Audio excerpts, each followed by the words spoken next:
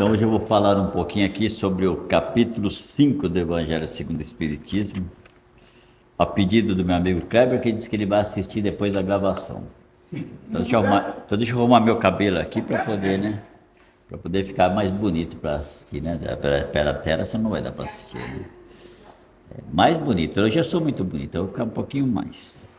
Então, bem-aventurados os aflitos.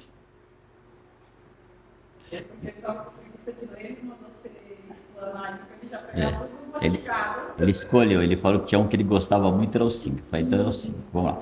Então, bem-aventurados os que choram, porque serão consolados. Bem-aventurados os que têm fome e sede de justiça, porque serão fartos. Bem-aventurados os que padecem perseguição por amor de justiça, porque deles é o reino dos céus. Então, vou falar um pouquinho das bem-aventuranças, porque as bem-aventuranças é um negócio interessante, porque você vê que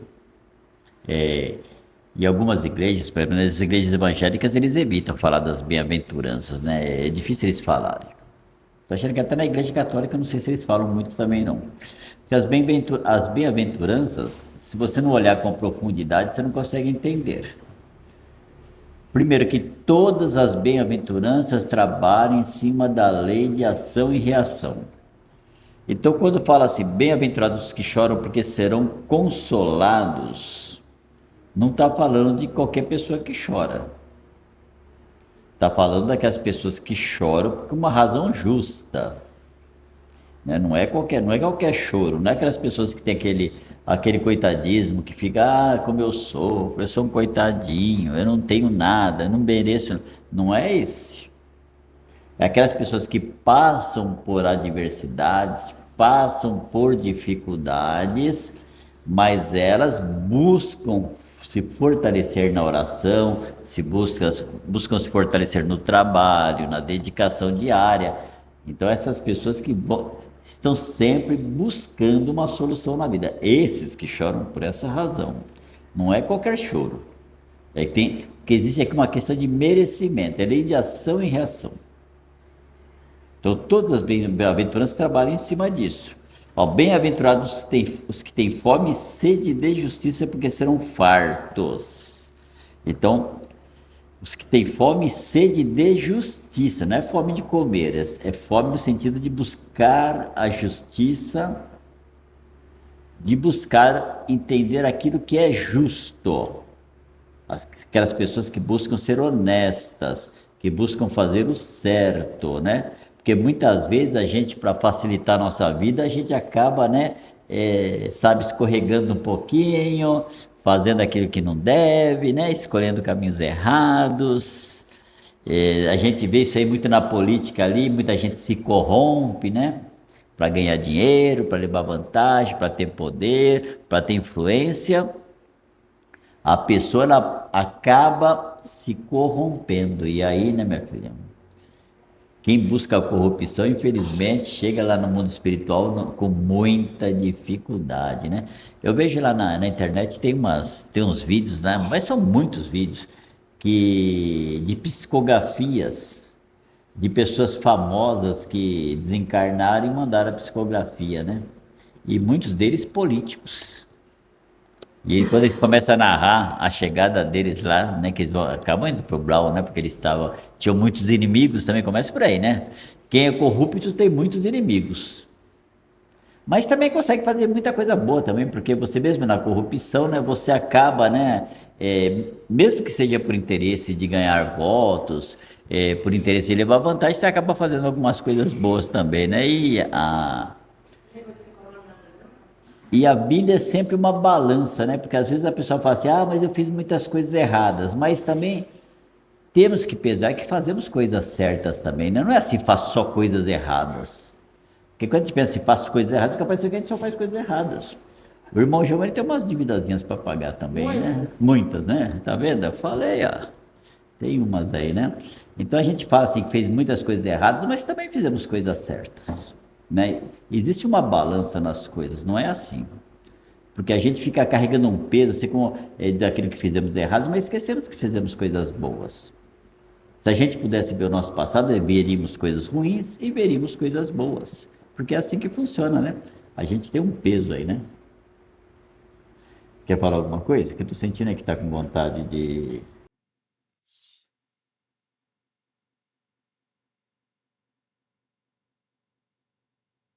Então, porque somos imperfeitos, erramos, né? E os erros fazem parte do aprendizado.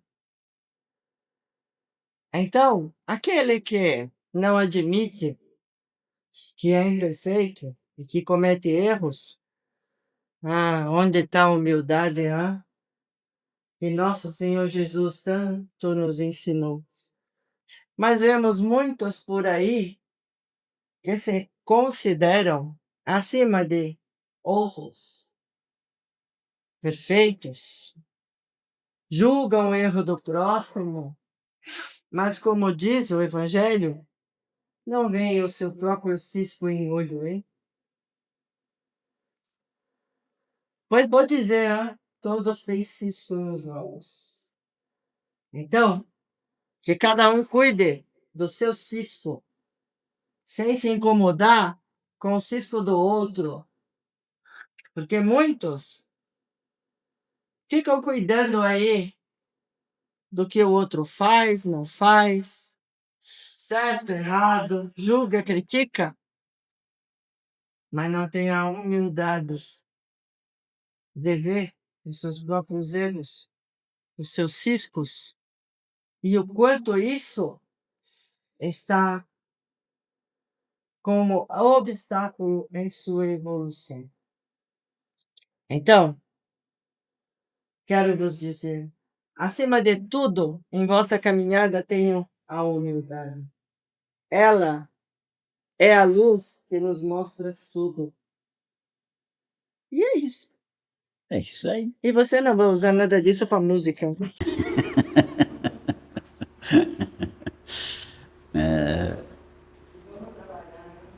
Então, quando as pessoas falam assim, olham para si mesmas e ficam pensando assim, puxa vida, nossa, eu só cometi erros no meu passado, isso também é falta de humildade. Porque a gente tem que reconhecer que nós temos nossas fraquezas, temos nossas imperfeições, mas também temos virtudes, temos qualidades. Então, muitas coisas nas vidas passadas nós aprendemos que são boas, que a gente carrega com a gente, não é verdade? Muitas habilidades que a gente tem hoje, que nós usamos no dia a dia, a gente aprendeu lá atrás. Aí você chega lá numa cozinha, você tem uma baita de uma facilidade, você vai lá na geladeira, o que tem ali, você sempre consegue fazer coisa boa, não interessa o que tenha. Algum dia você aprendeu isso aí. Sei lá, na vida passada você foi cozinheiro, alguma coisa você aprendeu. Não é verdade? É assim que funciona. Cada pessoa aprendeu no passado habilidades que está usando hoje. Até a habilidade de falar em público, né? Eu vejo os professores, a maioria deles, a maioria dos professores que estão na escola pública, a maioria dos professores eles têm muita habilidade de falar, sabia? Quando eu faço palestra na Frateceb, tem duas amigas lá que são professoras. E elas falam assim, o Jair, toda vez elas falam, Jair, quando faz a palestra é sempre pedagógica, é aquela linha de pensamento que começa, vai se encaixando, sabe? Então, quem é professor, não só desenvolve, como já traz essas habilidades, não? Porque ela é professora, você vê que ela tem uma pedagogia, ela tem uma linha assim, ela vai, né? E quando a pessoa não é professora, ela faz a palestra, mas ela não tem essa linha, é uma coisa engraçada. É porque na escola pública a gente trabalha com garotada nova, eu trabalho com criança de 12 anos, 13 anos, 11 anos, então é assim, se você não falar bem falado, bem explicadinho, eles não vão entender. Então você tem que ser bem pedagógico, assim, bem certinho, né? E aí eles aprendem. Mas quando a pessoa vem com o professor, não vem à toa. Já pediu lá no mundo espiritual. Tem um livro que se chama Valeu a Pena, né? Eu acho tão bom esse livro. É um livro da Marizete de Carvalho, do Antônio Carlos. Se chama Valeu a Pena, que é muito interessante, porque o Antônio Carlos ele é tipo um investigador, ele é um investigador, um entrevistador do mundo espiritual, né? Então, o que o Antônio Carlos faz? ele lá na espiritualidade, a pessoa desencarnou, ele fica conhecendo a pessoa que desencarnou há algum tempo, então ele começa a entrevistar as pessoas para entender, né, como é que foi a vida dela aqui na Terra, como é que ela desencarnou, então para que ela transmita todo o processo dela de desencarne, como ela viveu na Terra, como é que ela vivia na espiritualidade, para poder produzir os livros, né? Então, é assim que o Antônio Carlos faz. E tem um livro dele que se chama Valeu a Pena, que ele faz 3 entrevistas de espíritos que desencarnaram assim, que rapidinho estiveram bem no plano espiritual. É muito interessante. Aí ele vai entrevistar um indivíduo que tá lá tá bem na espiritualidade lá, sei lá se está na quinta dimensão, né? Vai lá entrevistar aquele espírito. Aí quando chega lá, ele está entrevistando e lá esse indivíduo trabalha lá, já é um camarada bem elevado, desencarnou muito bem, estava lá na espiritualidade muito bem. E naquela conversa vai, conversa vem, né? Ele falando o que ele fazia na espiritualidade, o que ele fez na vida passada, aí já um espírito bem elevado, já, hein? Aí o Antônio Carlos pergunta para ele assim, mas você na próxima reencarnação na Terra, você vai querer fazer o quê? E ele fala assim, minha próxima reencarnação na Terra, eu vou ser professor. Entendeu? Então é engraçado. Então, para vocês verem como a pessoa pede antes de reencarnar para fazer determinadas coisas. Não é assim, não. É no chute, não. Ah, ele chegou aqui no chute, escolheu. Não. Isso não significa que a pessoa, quando reencarna, vai seguir tudo aquilo que planejou, né? Muitas vezes a pessoa planeja ser professor e chega na hora, desiste, resolve fazer outro curso, estudar outra coisa, né? Porque a nossa vida é que nem o GPS. Você nasceu para ser professor, tá? Está no seu GPS, está no seu GPS. Aí você fala, não quero ser professor, vou ser outra coisa, vai readequando o GPS, sabe? Sabe quando você vai indo numa rua assim, você tinha que entrar primeiro à direita, errou, aí o GPS já muda tudo, aí vai entrar na terceira, na quarta, vai recalculando a rota. Então, nós somos assim. Nós nascemos com alguns propósitos, com alguns planejamentos, mas às vezes tem que recalcular a rota, é assim que funciona. Ah, eu ia casar com a dona Joana da farmácia, quando eu reencarnei, mas não deu certo, mudei, casei com outra. E assim vai recalculando o projeto, né? Mas vamos voltando aqui ao assunto da nossa conversa. Então, as bem-aventuranças estão sempre relacionadas à questão da lei de ação e reação. Então, quando fala assim, bem-aventurados que têm fome e sede de justiça, porque serão fartos, já está falando, olha, se você busca justiça, você tem sede de coisas certas, corretas, honestas, você vai ser farto, você vai ter abundância na sua vida, porque você faz as coisas certas, corretas. Salomão já falava, nunca vi um homem honesto que passasse fome. Então, quem busca a justiça, quem busca fazer as coisas corretas, vai ter fartura.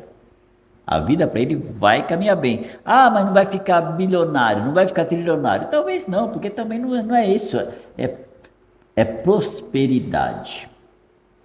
As pessoas confundem prosperidade com ganhar dinheiro. Ganhar dinheiro também é prosperidade. Você conseguir obter bens materiais é prosperidade, mas não é a única prosperidade. A prosperidade é muito mais coisas.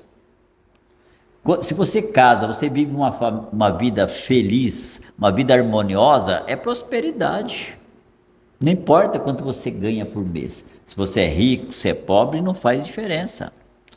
Prosperidade é um conjunto de coisas, é um contexto enorme de situações que nos fazem ser prósperos. A saúde, até trabalhar, a pessoa que trabalha numa casa espírita e que se sente feliz ali trabalhando é prosperidade.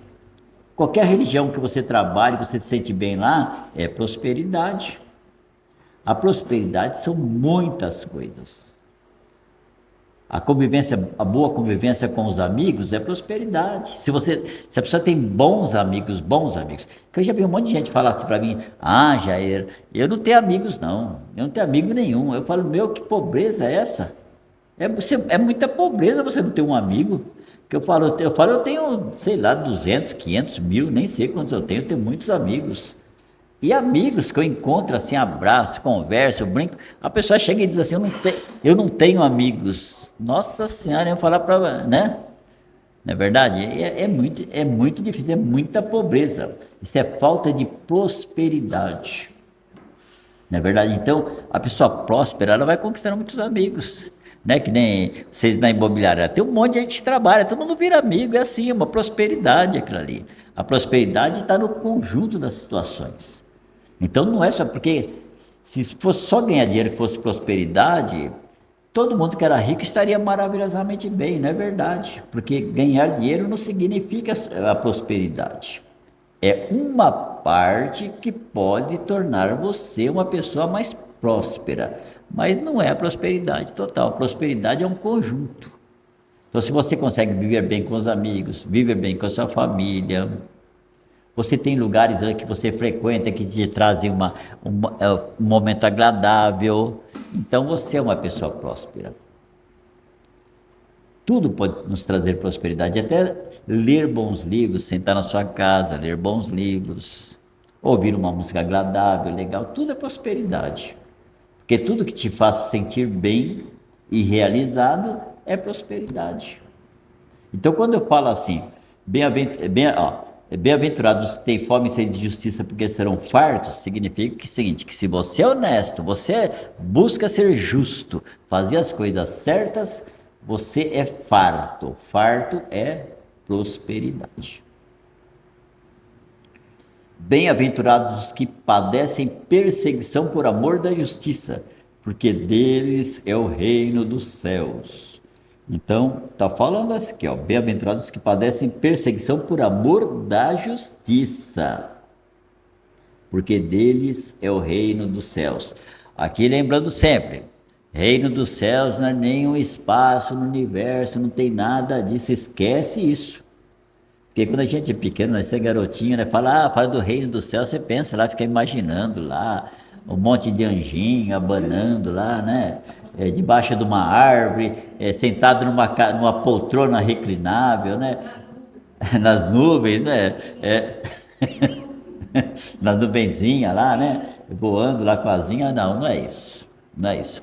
O reino do céu é uma coisa muito diferente. Isso. O reino dos céus é aquilo que eu falei da prosperidade, é o estado de espírito.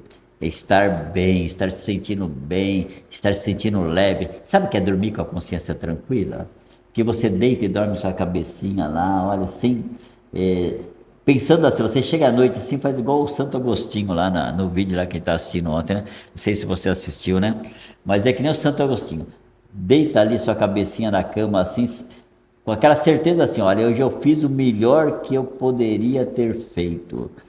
Tenho certeza que eu não fiz nada que eu possa ter prejudicado quem quer que seja. Isso é estar no reino dos céus. Às vezes, diria assim, uma boa porcentagem das minhas noites. Olha, você sabe que algumas coisas que a gente aprende, algumas coisas, né? Eu, quando chega uma hora mais ou menos para dormir, assim, eu já vou desligando tudo. Futebol à noite eu não assisto, porque são coisas muito tensas. É verdade, são muito tensas. Então, você assiste aquilo e depois você demora para dormir, porque aquilo é engraçado, fica, sabe? Então, qualquer coisa, um filme, se você chega à noite e vai assistir um filme de violência, filme de terror. Você sabia que quando a gente sai do corpo, a gente vai para alguns lugares? Se você fica assistindo um filme de terror à noite na sua casa, aquele filme, e você fica com aquele tensa com aquilo não sai da sua cabeça, para onde você acha que você vai? Não, eu sei, por isso que eu estou falando, tem coisas que a gente tem que aprender, que são coisas que prejudicam o nosso sono. Eu chego à noite, eu vou lá, vou pegar um livro de violência, lá, um livro de terror, vou ficar lendo. Que às vezes a pessoa fala para outra assim, olha, por que você não lê um livro à noite para você dormir? Mas só que você tem que ler um livro bom. Se você ler um livro que vai te deixar tenso, tensa antes de dormir, você vai ter dificuldade para dormir. Eu lembro de um caso lá, tinha um caso lá que é do Luiz Gonzaga Pinheiro, ele conta isso aí. Ele conta que eles faziam um trabalho mediúnico à noite, né? Faziam um trabalho mediúnico. Todo mundo reunido, um trabalho mediúnico. Aí um espírito se manifestou. O espírito, o mentor espiritual se manifestou, falou que eles estavam com um problema muito sério. Porque na época, você vai lembrar disso. Na época tinha um filme tem uma série que passava na Rede Globo. Isso faz, sei lá, 20 anos, mais de 20 anos, 30 anos já, né? É que se chamava Holocausto. Alguém vai lembrar dessa série que passava o Holocausto, né? Que é sobre a Alemanha lá, das pessoas que eram perseguidas, os judeus e outros. Então tinha os perseguidos. Se chamava Holocausto. Era uma série, foram vários capítulos. Acho que se você chegar no YouTube lá, é perigoso ter essa série lá. Então o que acontecia? Quase todos os médios assistiam a série do Holocausto. Aí à noite, quando eles saíram do corpo, iam para a Alemanha, iam para os lugares onde tinha acontecido o Holocausto. Então o que acontecia? Então a espiritualidade do bem é que funciona assim, para quem entende de trabalho de desobsessão, funciona assim. Os médios da desobsessão, quando vão dormir à noite, eles são levados para continuar o trabalho de tratamento do lado de lá. Só que os espíritos do bem não conseguiam levar aqueles médios para trabalhar no trabalho do bem, porque eles estavam tão conectados com aquela série do Holocausto que eles iam tudo para o lugar do Holocausto. Todos. Então, aí os espíritos pediram para eles pararem de assistir aquela série. Porque é para poder trabalhar à noite, porque senão eles não conseguiriam trabalhar.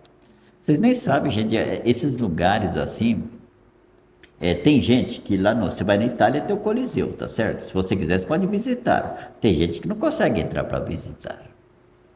Regiões onde teve esse holocausto, tem gente que não consegue visitar, não.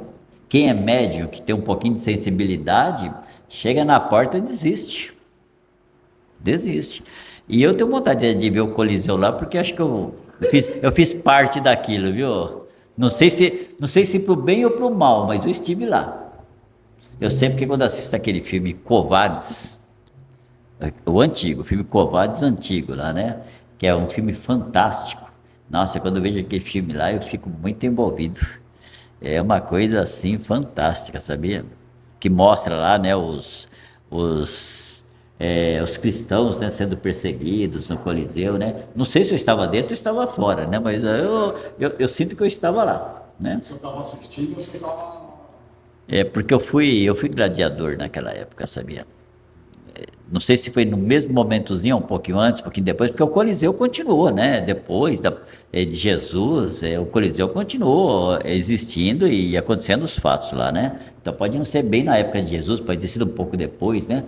Mas eu sinto, então quem é médio, que é sensível, em determinados lugares tem dificuldade de entrar. Porque se entra, filha, fica mal. Começa a passar mal. Tem gente que não pode ir no cemitério. Que vai no cemitério e volta mal. Porque se você tem uma sensibilidade mediúnica, você tem alguns lugares que você, para frequentar, você tem que estar preparado. Às vezes a pessoa chega para mim e fala assim, não, eu estou com uma dor de cabeça, eu não sei, de repente senti uma dor de cabeça que não passa. Eu falei, onde você foi? Você foi no hospital? Foi em cemitério? Onde você foi? Embalada? Onde você foi? Aí a pessoa fala, não, já fui no hospital. Eu fui no cemitério. Então você já sabe de onde é. Já vem com as companhias junto, né? Porque é um médium que tem médium que atrai os espíritos e vai caminhando junto, entendeu? Então tem alguns lugares que a pessoa não pode entrar, que é médium, tem que evitar. Então, voltando aqui. Bem-aventurados os que padecem perseguição por amor da justiça, porque deles é o reino dos céus. Então, olha, presta atenção que está falando de as bem-aventuranças estão falando de merecimento. Todas as bem-aventuranças falam de merecimento. Tá certo? Ó, bem-aventurados vós, os pobres, porque vosso é o reino de Deus. Então, olha, pobres aqui no sentido de humildes, tá? Não é de pobreza, não, porque senão assim, imagina, só porque você é pobre, você mora numa comunidade pobre, o reino dos céus te pertence? Não. Porque como eu falei, o reino dos céus é interno, é alma, é estar bem consigo mesmo, é estar bem com a vida, estar bem com o universo. Então, são os humildes, porque a pessoa quando é humilde, é engraçado, primeiro, quem é humilde reconhece que tem limitações. Então, é aquilo que o irmão Giovanni estava falando. A pessoa humilde, ela reconhece, eu tenho fraquezas, eu tenho imperfeições, eu cometo erros, eu cometo equívocos, eu falho, eu me engano, eu tomo decisões erradas. Então, a pessoa que é humilde, ela reconhece isso. Mas, ao mesmo tempo, ela olha para si mesma e fala, não, mas eu tenho muita competência em algumas coisas. E nas coisas que eu tenho competência, eu posso fazer coisas boas. Então, ao mesmo tempo que ela reconhece as limitações que ela reconhece as capacidades que ela tem e reconhece que precisa estar sempre aprendendo. Porque quando você reconhece que sabe pouco, você está sempre buscando aprendizado. Porque a gente é que nem um copo de água. Se você achar que você é um copo de água cheio, ninguém não vai entrar água nenhuma. Então você tem que sentir sempre um copo meio vazio para poder ter condições de entrar alguma água, né? Aí isso é ser humilde, né? Então bem-aventurados vós que são, aqui, bem-aventurados vós que são humildes, porque vosso é o reino de Deus. Bem-aventurados os que agora tendes fome, porque sereis fartos, né?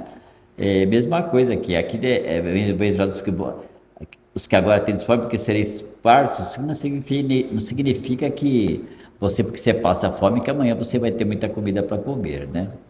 Mas é aqueles que se esforçam, aqueles que buscam soluções, que buscam caminhos, porque você está buscando. Não basta você ter fome que amanhã você vai ser farto. Uma coisa não tem nada a ver com a outra, né? Então é aqueles que estão sempre buscando uma solução. Você vai ser farto, porque uma hora você vai encontrar o caminho. Porque a espiritualidade nunca nos abandona. Onde nós estivermos, nós nunca estaremos sozinhos. Nunca. Não existe lugar que você esteja. Ah, mas eu caí daquele filme do Robinson Crusoe, né? Robinson Crusoe, como se fala aqui em português, né? Que ele fica sozinho numa ilha. Se fosse um filme espírita, ele estaria naquela ilha, mas os espíritos estariam se comunicando com ele o tempo todo. Porque o filme mostra ele sempre sozinho lá na ilha, o Robinson Crusoe, né? Ele está lá na ilha, buscando soluções para a vida dele ali. Aparentemente, na visão, né, do cinema, sozinho. Mas se fosse um filme espírita, a Robinson Crusoe estaria lá, vários espíritos estariam com ele naquela ilha lá, orientando ele, direcionando ele para cá e para lá. Ele não estaria sozinho, né? Porque em lugar nenhum do mundo estaríamos sozinhos. Ah, mas foi preso na cadeia, não vai estar sozinho. Ah, mas foi preso na solitária, também não vai estar sozinho. Se tiver sensibilidade mediúnica, vai sentir os espíritos lá conversando o tempo todo. Porque é assim que funciona, ninguém fica sozinho. Bem-aventurados isso aqui foi. Bem-aventurados vós que agora chorais, porque rireis, né? Então é a mesma coisa que já estava aqui no. Na verdade, isso aqui já é igualzinho a de cima, né? Bem-aventurados que choram, porque serão consolados, né? Mas ai de vós, ricos, porque tendes no mundo a vossa consolação. Aqui também não é uma crítica a quem é rico, né? Porque a gente tem a pessoa lê isso aqui, e a primeira coisa que ela pensa, ninguém pode ser rico, porque se a pessoa for rico, ela está errada, Deus não vai olhar por ela. Não tem nada a ver com isso aqui. Aqui está falando daqueles que são ricos no sentido de obter bens, surrupiando o que não lhe pertence, por levar vantagem sobre o outro, aquele que ele é rico em dinheiro, né? Que não condiz com aquele velho paradoxo, né?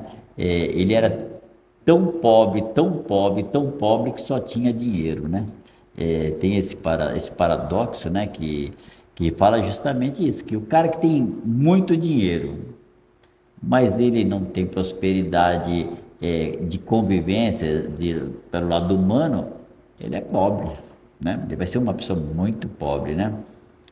Então, quando ele fala que ai de vós ricos, porque tendes no mundo com, é, a vossa consolação, está dizendo que aquelas pessoas que são ricas, no sentido que a vida delas é só viajar, passear, não está nem aí com o mundo, nem com ninguém, é o seguinte, somos nós, está tudo certo.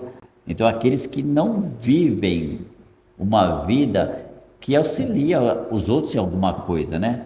Porque se você tem uma grande empresa e você é justo com seus empregados, você está fazendo bem, é assim que funciona.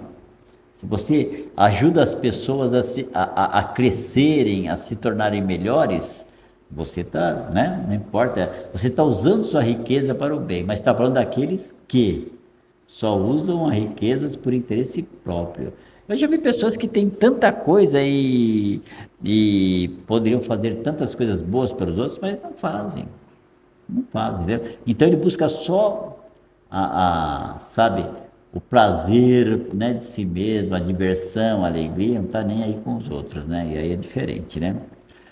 Ai de vós os que estáis fartos, porque tereis fome. Ai de vós os que agora rides, porque gemereis e chorareis. Aqui a gente tem que tomar cuidado com as palavras, sabe? Porque senão a gente interpreta de forma errada, né? Então, quando ele fala assim, ai de vós, porque agora rides, significa aquela pessoa que não tem respeito pelo outro. Porque, gente, rir, ser alegre, ser feliz faz parte da vida, gente. Imagina que, aliás, eu até contesto um pouquinho, nem sei se Jesus falou certinho do jeito que está aqui, né?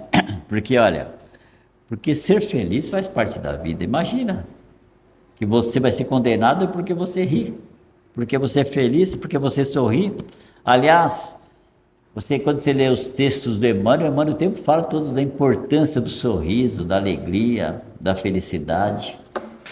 Então nós temos que tomar cuidado quando a gente lê o Evangelho, tem que tomar cuidado para não fazer interpretações que não são verdadeiras, tá certo? Então, ai de vós que estáis fartos porque tereis fome. Não tem nada a ver com isso. Se você está farto no sentido de prosperidade, se você distribui essa prosperidade, hoje na física quântica, o que mais se fala é da importância de distribuir a prosperidade. A pessoa próspera, né, se você estudar eu leio muito aqueles livros do Deepak Chopra, né, é muito legal e o que ele mais fala é isso aí, que prosperidade é para ser distribuída. Quem fica juntando só para si mesmo o tempo todo é o que menos tem, é o que menos possui. Mais possui quem mais distribui. É assim que funciona o universo. Então, quanto mais próspero você se torna quando você está usando as suas riquezas. E aqui quando eu falo riquezas, não é só dinheiro, não é só posses, as nossas riquezas é aquilo que nós trazemos dentro de nós. É aquela capacidade de chegar lá e ouvir a pessoa que a pessoa está precisando, é orientar quando outra pessoa precisa, sabe? É dar um abraço quando você sente que a pessoa não está legal, né? Então, tudo isso é distribuir prosperidade. Isso é fartura, porque Jesus fala assim, olha, vim para que tendes vida e vida em abundância. Jesus nem fala em dinheiro, nem um minuto, porque Jesus era um camarada tão interessante, né, que uma coisa que não preocupava Jesus era o dinheiro, porque quando você está conectado com o universo, tudo acontece. Isso é uma coisa assim que a gente vai estudando e cada vez mais a gente entende isso. Eu, quando me autoanaliso, eu vejo minha vida é engraçada, eu nunca corri atrás das coisas, e as coisas sempre aconteceram. Porque o universo, pensa bem, o universo é muito abundante. Outro dia eu vi uma mulher falando que, né, o cara perguntou se ela ganhasse na loteria, que ela fala, né? Se ela ganhasse na loteria, o que ela faria? Ela fala assim, que se eu ganhasse, ia dar todo o meu dinheiro para a igreja, porque a igreja é a casa de Deus, né? E Não tem nada contra, se a pessoa quiser ganhar, né? Quiser doar tudo para a igreja, né? É direito dela, né?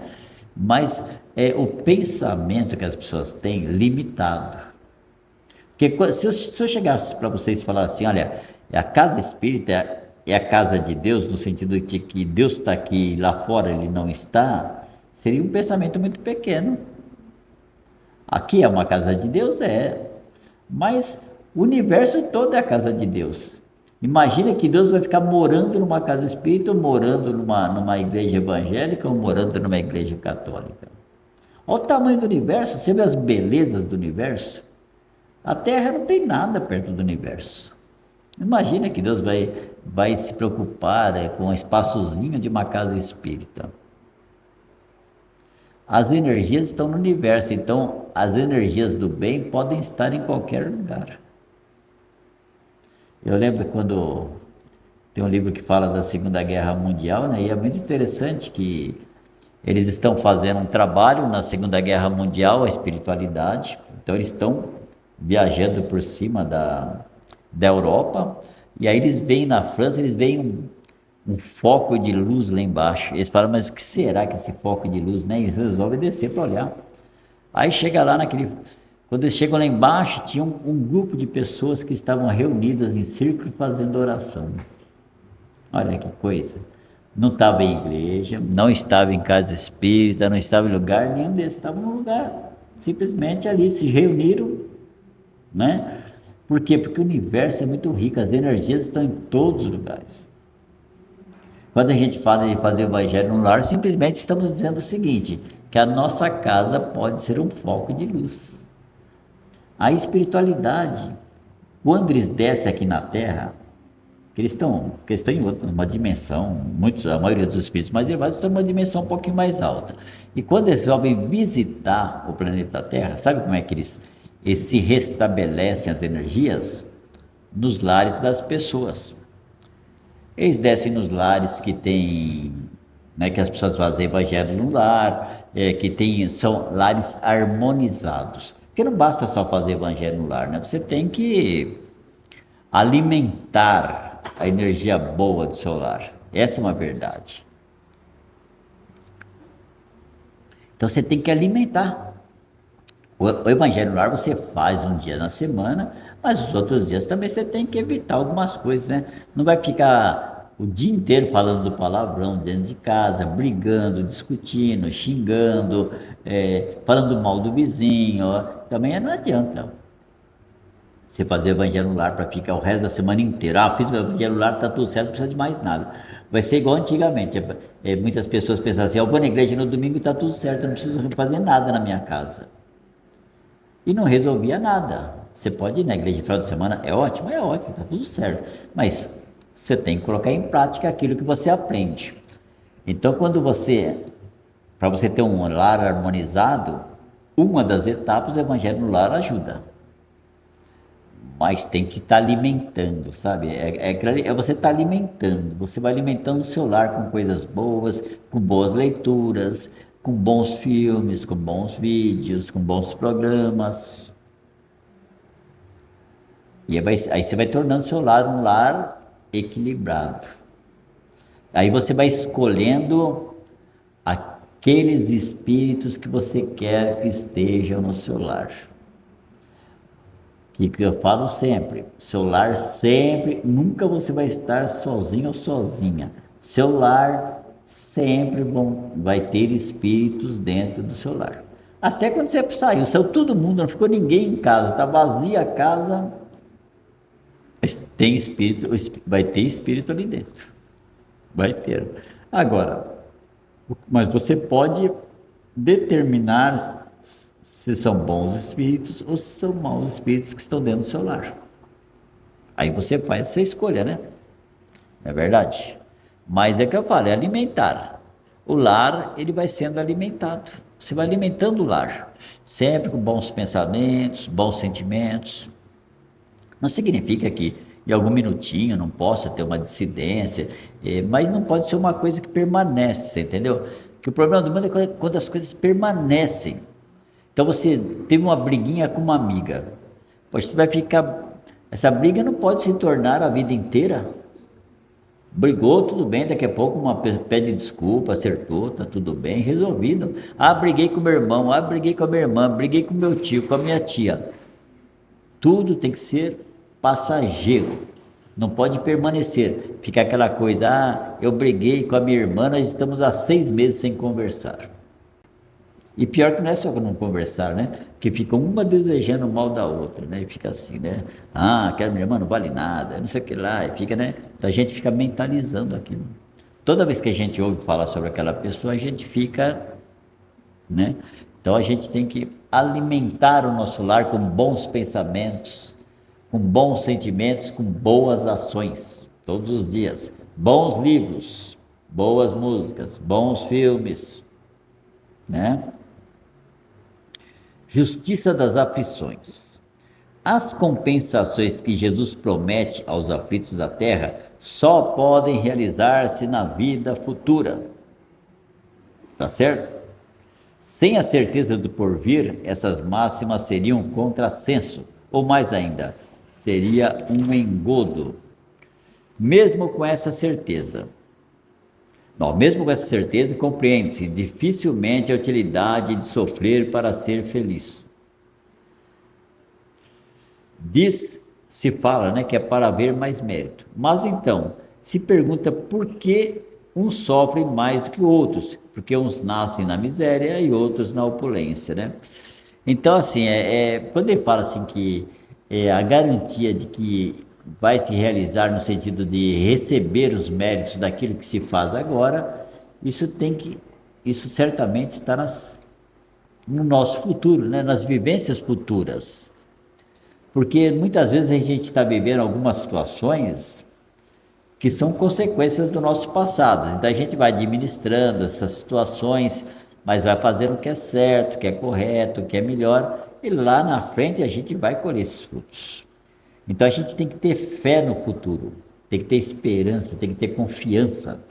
E o problema de tudo é que a gente é muito assim, imediatista, a gente acha que tem que ser hoje, que tem que estar tudo resolvido hoje. E quando a gente olha para trás, é muito interessante, né? Que a gente já passou por cada situação nessa vida, né? Eu fico pensando, hoje eu tô com 66, né? Mas olha, já passei por cada situação, cada uma. E vocês acreditam que todas eu consegui resolver? Se eu conseguir resolver todas que ficaram para trás, por que eu não vou conseguir resolver aquela que se apresenta agora? Então, aquela situação que se apresenta agora na minha vida, que é difícil, quando for daqui a 5 anos, ela vai fazer parte da história da minha vida. Eu vou olhar para trás e falo, nossa, eu lembro quando eu passei por aquela situação, eu quase arranquei meus cabelos, fiquei enlouquecido. Você vai lembrar, e você vai falar, nossa, ainda é que eu resolvi? Ainda é que eu resolvi aquilo? Por antecipação, né? Então é assim, eu sempre falo para as pessoas, eu tenho uma dívida com uma pessoa, não consigo pagar agora, eu vou lá e falo, olha, infelizmente não dá para pagar. Não dá para pagar, não tenho dinheiro agora. É assim, é ser honesto, mas olhar para a pessoa e falar assim, ó, mas eu falo para você, eu ganhar o dinheiro por Deus, já venho aqui e te pago.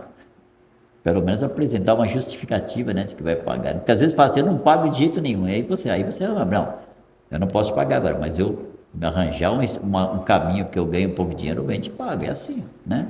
Então a pessoa tem que ser justa, né? Mas então os méritos de tudo que nós fazemos hoje na nossa vida, nós vamos obter o resultado. Mas muitas vezes vai ser um pouco mais para frente. Porque se a gente analisar a nossa vida presente, tem muitas coisas que acontecem na nossa vida presente que são méritos que tivemos no passado, viu? Muitas coisas, viu? Eu vejo muitas coisas hoje na minha vida que vai dando certo, que são consequências de coisas boas que eu fiz no passado. Porque, como eu falei, fizemos coisas erradas no passado, fizemos, mas fizemos coisas boas também. Se você nasceu no lar, se você tem um pouco de saúde, se você tem algum caminho, tudo é mérito, é mérito. Porque nada vem de graça, no universo nada vem de graça. Eu sei que nosso mundo, né, está criando caminhos de situações que pessoas às vezes estão recebendo coisas que nem é por mérito, mas tudo que você recebe que não é por mérito, você vai ter que devolver. Vai ter que devolver. Eu lembro do Raul Teixeira, né? Raul Teixeira é um senhor que faz palestra na internet. Ele é um baita de um palestrante, né? Um ótimo palestrante. E ele era professor lá no Rio de Janeiro, professor do estado do Rio de Janeiro, que não ganha muito, né? Ganha pouco. O professor do estado do Rio de Janeiro não deve ganhar muito. E ele conta que resolveram fazer uma greve na escola, né? E estavam discutindo lá na sala dos professores, né? E discutiam. E ele era o que mais falava. Ele fazia, eu era o que mais falava. Eles bravejavam, como é que pode? Essa miséria, tá tudo difícil. Ele era o que mais falava. E ele foi até a porta, né, da sala dos professores. E ele tem o mentor dele espiritual, chama Camilo. Aí quando ele estava na porta, ele viu lá na frente, vindo dentro da escola, o mentor dele vindo.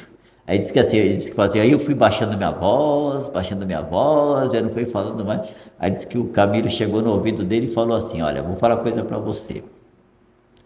Na primeira vez o Camilo perguntou para ele assim, o que está acontecendo? Eu falei assim, não, é que a gente está brigando aqui, discutindo, porque está tudo errado, o governo não paga, não aumenta o salário, não sei o que. Aí o mentor dele falou assim para ele, assim, olha, a hora que vocês acabarem de devolver tudo que vocês roubaram nas vidas passadas do governo, vocês vão receber aumento de salário. Falou para ele. Disse que acabou a conversa. Mas é verdade, nós não sabemos o que nós fizemos. Muitas vezes a gente está devolvendo coisas, viu? Está devolvendo coisas que a gente roubou por aí. Eu sempre falo para as pessoas, que quando você olha para o seu passado, você quer ver a vida passada? Procura ver aquela vida que você foi mendigo, que foi, sei lá, um auxiliar qualquer, porque quando você olha uma vida que você foi rei, rainha, príncipe, princesa, cardeal, ixi, aí, minha filha, coisas boas não aconteceram não, porque toda vez que a gente esteve numa posição sabe, de destaque, nós fizemos coisas terríveis, eu falo para vocês, eu prefiro nem ficar olhando para o meu passado. Quem quiser ver o passado pode olhar. Eu prefiro. Estou feliz assim sem ver meu passado, viu? Porque nós nunca fomos melhores do que hoje. Não adianta. Hoje nós somos a nossa melhor performance, nosso melhor momento assim na nossa história reencarnatória, né? Você não vê lá o Chico lá e o Bezerra? Pô, quando eles contam que quando eles viviam em Capela lá, os dois que explodiram a bomba atômica lá em Capela. Aí foram mandados para a Terra. Hoje eles estão num estágio mais, né? Mas quando eles chegaram na Terra aqui, eles chegaram numa situação terrível, né? Então não é porque hoje o Chico é maravilhoso hoje e o Bezerra de Menezes que eles eram lá no passado, não. No passado eles tiveram momentos assim difíceis, viu? Tanto que o Bezerra de Menezes, ele continua na Terra, que ele não precisava mais ficar no planeta Terra, ele já falou isso, mas ele fica na Terra porque ele tem que não só se reajustar, mas tem que redirecionar e reorientar aqueles que ele desencaminhou. Então, aquele espírito que a gente vê que é já quase angelical hoje, lá no passado não foi não, é só hoje que ele está assim, né? Tá certo? Então, aqui, então por que umas pessoas são pobres, nascem na miséria, outros nascem na riqueza, não é verdade? Por que funciona assim? Por que uma pessoa às vezes nasce em lugares da África que são muito difíceis, são assim, muitíssimamente difíceis, né? Mostrava lá uns tempos atrás, as pessoas jogam alimento de helicóptero, a pessoa pega comida com terra e tudo e come, né? Por que uma pessoa nasce numa situação daquela, né? É uma situação difícil, hein? Olha. Por que uma pessoa nasce, às vezes, numa situação, num barraquinho de favela, que às vezes passa esgoto embaixo? Outro nasce numa casa que tem tudo, tem carros, televisão, às vezes a família tem até helicóptero, vai estudar nos Estados Unidos, em Harvard.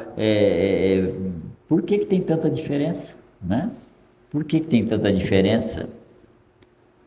Não é à toa, gente, nada acontece por acaso. Nada. Às vezes eu vejo aquela história, tem um livro que conta a história do Pai João de Angola, né? Pai João de Angola é um espírito que ele é, né? Ele é top na Umbanda, né?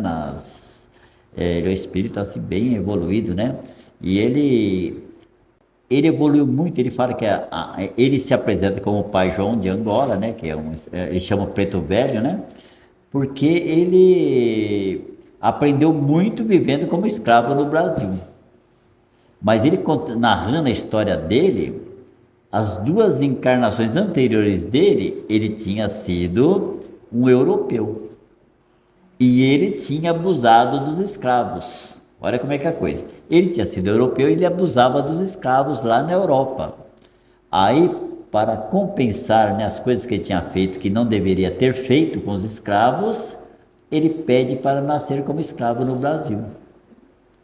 E aí com o pai João, né, que ele passa a ser respeitado entre os escravos ali, ele passa a ser um orientador, ele tinha conhecimento, né? Mas ele como escravo, ele aprendeu a ser mais submisso, a ser mais humilde, e aí ele se torna o grande espírito que ele muda, né? Então, nada é por acaso. Ele não nasceu entre os escravos por acaso. Ele nasceu lá porque ele era o lugar que ele tinha para ele poder se reajustar com o passado dele. Não foi à toa. Então, quando a gente vai reencarnar, a gente reencarna no lugar certo né, e que é certo justamente para que nós possamos crescer espiritualmente. Então, cada um tem sua situação. Às vezes a gente trabalha em escola, e às vezes você pega uma criança de 10 anos, 9 anos, que nasce no barraquinho de favela, e você vê que ela é super vaidosa, né? Você percebe que ela, numa vida passada, ela foi rica. É muito engraçado isso aí. Você fala, nossa, como essa criança é vaidosa, né? Mas ela é pobrezinha, mas ela é vaidosa. Então, você percebe que ela traz uma característica. Então, nascer pobre, nascer rico, todos nós, quando olhamos no passado, já fomos miseráveis, pobres, ricos, milionários, já tivemos em posições sociais terríveis, já tivemos posições de comando, e que em cada uma delas nós aprendemos, e em cada uma delas nós fomos produzindo situações que foram ou benéficas ou maléficas para nós. Então, nós somos hoje o resultado de tudo isso. Nós somos produto de tudo que nós fomos vivenciando em cada reencarnação. Somos produto de tudo isso. Cada um de nós. Se nós pegarmos os 8 bilhões de espíritos que estão encarnados na Terra, mas sei lá, os 20, 30 que estão desencarnados, não tem um espírito que está no mesmo degrau evolutivo que o outro. Nenhum. Cada um está no seu degrau. Ninguém é igual nem no nível evolutivo. Porque se você pensa bem, nós temos no nosso projeto de evolução, eu não vou nem falar em milhões, bilhões. Pensa em bilhões de anos. Todo o nosso processo evolutivo. Cada um construindo a si mesmo. Cada um vivendo as próprias experiências. Não tem como ninguém ser igual. Nem no processo evolutivo. Né? Então aqui vai continuando aqui. Vamos ver aqui. Porque para uns nada dá certo, enquanto para outros tudo parece sorrir, né? Acho que a pessoa que lê pela primeira vez, né, Evangelho segundo o Espiritismo, quando lê essas coisas aqui, fica pensando, né? Porque é uma coisa assim, de pensar. Eu, quando entrei na doutrina espírita, devo ter uns 40 e poucos anos, nem sei, 40 e poucos anos, né? E eu também pensei muito nessas coisas, assim, o conhecimento, por mais que a gente ouça, o conhecimento ele vai sendo construído em nós aos pouquinhos. Hoje em dia essas coisas para mim são simples, né? Mas eu sei que para muitas pessoas isso é muito difícil entender isso aí. A pessoa muitas vezes não consegue entender, por isso que a pessoa às vezes desenvolve uma inveja. Por que que eu não tenho, ele tem, né? A pessoa pensa assim, por que que meu vizinho tem tudo e eu não tenho nada? Então, o sentimento de inveja, né? Batendo. Você querendo ter o que o outro tem, né? E aí já começa um caminho totalmente errado, né? Como assim? Você quer ter o que o outro tem? Eu lembro de uma amiga, eu tinha uma amiga no grupo de música que era demais, ela era muito invejosa, assim, sabe? E teve uma época que eu lembro que o meu amigo gaúcho, ele construiu uma casa, todo mundo fazia parte do grupo, né? E teve uma outra pessoa que construiu uma casa também. A inveja era tanto que ela vendeu o apartamento para construir uma casa, entrou em dívida, ficou numa dificuldade terrível. Então, para que você quer ter o que o outro tem? A gente tem que aprender a ser feliz com aquilo que nós temos. Ah, eu não tenho muito, mas tudo bem, mas dá para viver muito bem do jeito que eu estou. Tá certo? É assim que funciona a vida. Se você não puder comer aquilo, você come o outro. É assim que funciona a vida. Ah, mas eu não posso ter o carro não sei o que lá. Tem um carro mais simples, é assim. Tem um carrezinho simples, tá tudo certo. Que tem gente que às vezes entra numa dívida de um carro, porque acha que tem que ter o carrão, não sei o que lá, e fica pagando com aquela dívida nas costas, né? Aí dificulta a vida. Então a vida é bem simples, mas tem gente que dificulta a vida. Isso dá música, hein? É quase todo mundo, né? O cara, para que você quer entrar numa dívida se você não necessita? Não é verdade? É claro que às vezes é necessário, mas na maioria das vezes a gente parte para o supérfluo que não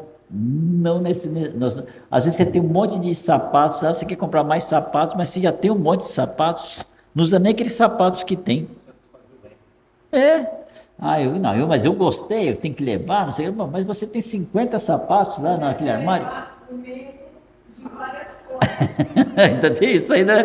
Tem que levar o mesmo de várias. Aí, ao invés de comprar um, já comprar três. Não, vou comprar três, um de cada cor, assim que eu vou usando aqui, né? Mas às vezes a gente não está necessitando daquilo, sabe? E o nosso mundo, ele vai nos incentivando ao consumismo, sabe? A gente entra naquele mundo do consumismo, consumir, consumir, consumir, e muitas vezes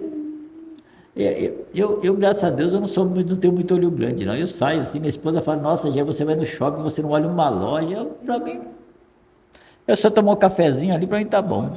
Tá ótimo, não faz mais nada, né? Mas as pessoas, a pessoa já tem um guarda-roupa lotado. E tá lá olhando. Eu às vezes falo, vou comprar camiseta para quê? Tem camiseta para viver até o final do século, se eu ficar vivo. Meu, não dá mais para ter camiseta. Uma coisa que eu aprendi, eu sempre falo isso aí. O dia o rapaz bateu no portão da minha casa, estava um frio. Ele pediu, você não poderia me arranjar uma calça?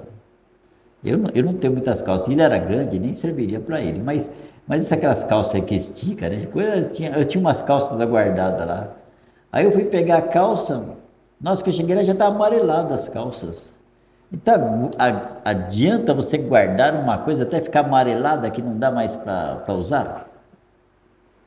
Uma coisa que você tem que pensar. Tem, um, tem uma coisa aqui na internet que todo mundo pode achar lá, que se você procurar na internet, você vai achar, chama-se o princípio do vazio. Você já viu já? O princípio do vazio. Que as coisas guardadas, elas carregam energias ruins, negativas. Então o princípio do vazio, você tem que ir tirando aquelas coisas antigas para colocar coisas novas. Então se você não se liberta das coisas antigas, não tem como entrar coisas novas na sua vida. E isso vale até para as coisas internas, para os conceitos antigos, para os pensamentos antigos, sentimentos antigos. Tudo você tem que ir trocando. Você tem que fazer justamente isso aí, circular mesmo. O universo é dinâmico, não é parado. Eu tenho umas coisas lá, eu já falei para a esposa, o dia que eu me aposentar, eu vou doar um monte de coisas. A aposentadoria não sai, uma hora vai sair, mas eu vou doar um monte de coisas. Meu, fica guardando aquelas coisas, não pode, né? Então, aqui pergunta aqui, ó, mas...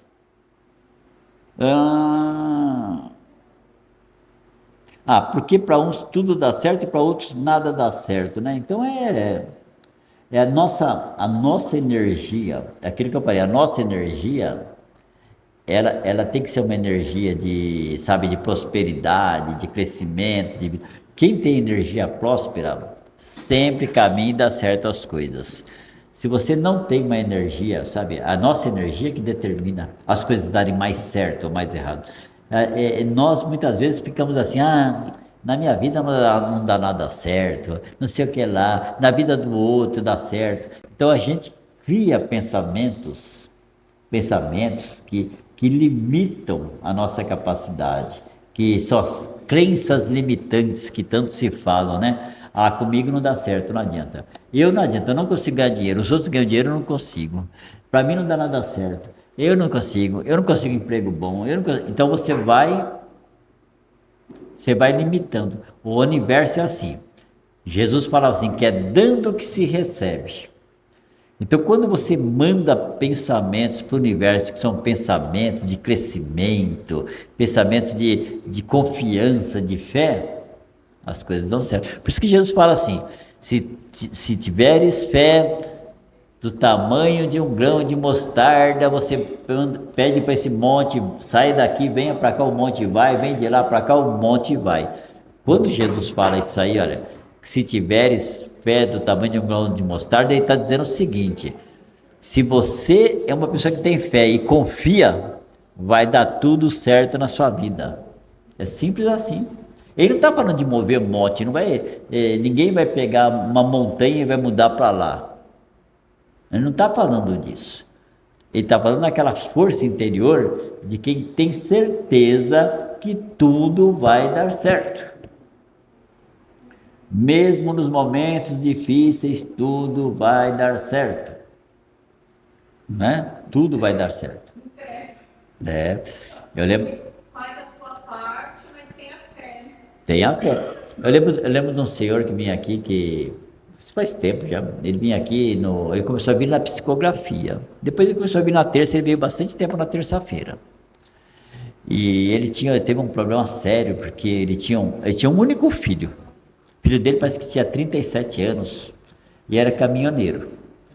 Aí aconteceu que o filho dele teve um acidente de caminhão e morreu. E ficou só ele e a mulher. E esses caras, ele contando para mim, né? Um dia ele me chamou para contar isso aí. Não sei porque um dia ele me chamou, mas já eu preciso te contar uma coisa. Ele começou a contar isso aí. E ele entrou numa baixa, sabe aquela baixa de depressão? Assim, ele e a esposa, os dois em depressão dentro de casa, imagina isso. Os dois em depressão. E os dois naquela baita daquela depressão, né? Eis que começaram a ir no psicólogo, ela tentou cometer suicídio e ele também tentou cometer suicídio. Os dois. Os dois numa depressão dentro do lar, imagina, né? Imagina, começaram a ir no psicólogo, e conversa vai, conversa vem no psicólogo, que a gente tentou cometer suicídio, aquela choradeira, aquela depressão, até que o psicólogo olhou para ele e para a esposa dele e falou o seguinte: por que vocês não vão numa casa espírita? O psicólogo falou para ele: por que vocês não vão numa casa espírita? Aí eles resolveram vir aqui para pedir uma psicografia. Vieram pedir uma psicografia, os dois. E receberam a psicografia do filho que havia falecido de 37 anos, que era caminhoneiro. Olha que coisa. Aquilo foi um consolo na vida deles que mudou a vida deles. E ele falou para mim assim, olha Jair, vir aqui nessa casa espírita foi a salvação da nossa vida. Que a gente já tinha tentado cometer suicídio umas 2, 3 vezes, os dois. Velhos de 65, 70 anos, nem sei, 60 e poucos anos eles deviam ter, né? Então, olha, pessoas de 60 e poucos anos tentando cometer suicídio. Então, aí vai perguntar assim, mas por que eles estavam sofrendo porque a desgraça chegou na vida deles? Não, não foi uma desgraça. O filho, era o momento dele desencarnar. Eles que não souberam lidar com aquela situação na vida deles, tá certo? Eles poderiam ter lidado bem com aquilo lá, aceitado um pouco mais, tudo bem.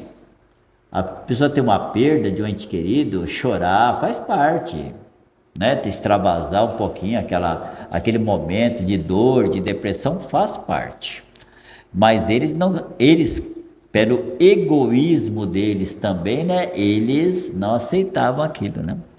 Muitas vezes é o orgulho e o egoísmo da pessoa que está fazendo com que aquilo aconteça. Não é o filho que faleceu, tá certo? Não é o filho que faleceu que fazia isso sofrer. É eles interiormente que não desenvolveram o conhecimento necessário para lidar com a perda. Se você tem uma perda, você pode chorar, pode se entristecer por uns dias, mas aos pouquinhos dá para, né, para superando aquilo. Mas eles ficaram enlouquecidos com aquela situação. É aquilo que está falando aqui, olha, porque uns sofrem mais do que os outros. Uma das razões é a falta de conhecimento. Se a pessoa tiver conhecimento, ela vai sofrer menos. É assim que funciona, né? Porque para uns tudo dá certo e para outros nada dá certo? Ora, nesse caso que eu falei, desses dois senhores, né, que queriam cometer suicídio, não é que nada dá certo, é porque eles, né, eles que não sabiam lidar com uma situação que era natural, né? A situação era natural, eles poderiam lidar bem com aquela situação, mas como eles eram ainda muito egoístas e orgulhosos, eles na verdade eles não viam aquele menino, filho como filho, mas como algo que era posse deles, né? Então nós não somos donos de ninguém. Ninguém nos pertence. Minha esposa não me pertence. Minhas filhas não me pertencem. Minha casa não me pertence. Meu carro não me pertence. Meus televisores não me pertencem. Meu computador não me pertence. É simples assim. Nós somos usuários enquanto aqui estamos. Quando a gente passa a entender isso, a nossa vida muda. Tá certo? A gente começa a entender um mundo diferente. Enquanto a gente acha que é dono das coisas, as coisas são difíceis. Porque as coisas vêm nas nossas mãos e vão. Eu tenho um carro, tá ali fora, eu posso chegar ali daqui a pouco e já roubaram o carro. Vou fazer o quê? A vida continua. Então a gente tem que entender isso, que a vida sempre continua. Do lado de cá e do lado de lá. As coisas dão mais certas para uns e mais erradas para outros, primeiro pelas necessidades de aprendizado, né? Porque a gente tem que passar por umas provações também, né? Muitas vezes a gente tem que passar por a provação de perder um objeto. Eu lembro que minha filha tem um caso muito interessante, né? Porque minha filha era jovem, né? Ela resolveu que queria comprar um carro. E nós ajudamos ela a comprar um carro 0 quilômetro. Ajudamos minha filha a comprar um carro 0 quilômetro. Era um Fiat Palio, mas era um Palio diferente, que tem uma traseira diferente. Lá era um carro meio mais chique, sabe? E comprou aquele carro, estava lindo, lindo, lindo, lindo. Novinho, 0, comprou 0, tirou da loja. E ela deixou um dia o carro na rua lá. E não sei porque as pessoas, alguém que tinha inveja, eu sei, se ela tinha algum inimigo, não sei, né? Mas alguém foi lá com um prego, mas riscou o carro inteiro, riscou inteiro. Hã? Mas riscou de riscar mesmo, foi um risquinho, não foi um riscão mesmo, daqueles que não tem como tirar. E ela hoje em dia, né, é tão interessante, né, conversando com ela hoje em dia, ela é mais madura, né, tá na Austrália, hoje já tem carro, ela é mais madura. E ela fala assim para mim, pai, a melhor coisa que teve para mim foi as pessoas riscarem aquele carro. Porque ela fala assim, eu estava tão apegada naquele carro, aquele carro eu achava que era o máximo. Quando riscaram aquele carro lá, sabe, eu perdi aquela... ela entendeu que o carro não adianta você ficar, né, meu, enlouquecido. O carro você deixou ele na rua, eu deixei o carro ali, eu sei lá o que vai acontecer até eu chegar lá. Não é verdade? Não sei o que vai acontecer. Risca. Fez uma volta assim no carro de risco, né? Então assim, ali ela entendeu aquilo que eu falo. Às vezes uma situação difícil, ela serve ao aprendizado da pessoa, né? Ela entendeu naquele momento que aquilo que ela tinha que aprender alguma coisa com aquilo. Ela aprendeu a se desapegar, né? Entendeu? Ela aprendeu a se desapegar que aquilo era só um objeto. E ela, olha, riscaram aquele carro, no fim ela vendeu aquele carro, foi para a Austrália, hoje em dia ela tem outros carros, assim funciona. Não adianta você ficar enlouquecido com uma coisa que acontece. O Geraldo que trabalha de Uber, no Uber você pode estar aqui, de repente você já roubaram o seu carro e vai fazer o quê? Não tem jeito, não é? Faz parte do aprendizado da vida. Muitas vezes você perder alguma coisa, se passar por um momento difícil, também é o que traz o crescimento espiritual. Porque se você não passa pelas situações difíceis, você não aprende, não adianta. Ninguém aprende só nos momentos bons, não adianta. Tudo acontecendo certinho na sua vida, tudo certinho, tudo bom, não vai aprender. Você vai deixar de aprender muitas coisas. Então a gente precisa de situações difíceis para crescer, principalmente no aprendizado espiritual. Né? Então a gente precisa dessas situações difíceis na vida. Muitas vezes, quantas pessoas não passam por uma situação, a pessoa trabalha no emprego 15, 20 anos, de repente é mandado embora, e quando sai tão decepcionada, chateada, daqui a pouco ou monta um empreendimento, ou arranja um emprego melhor que aquele, e quando vê, aí depois pensa assim, nossa, ainda bem que eu fui mandado embora, não é verdade? Então, quando estava achava que o emprego era o máximo, mas depois percebe que não, ainda bem que eu saí daquele emprego. Né? Então, não tem um ditado que diz assim, né? Quando se fecha uma porta, se abre duas, né? 3, 4, 5, é assim que funciona. Então, às vezes a gente aprende muito nessas situações de dificuldade que aparecem na nossa vida e que vão nos impulsionando assim para o crescimento espiritual. A diversidade faz crescer. Mas é verdade mesmo, né?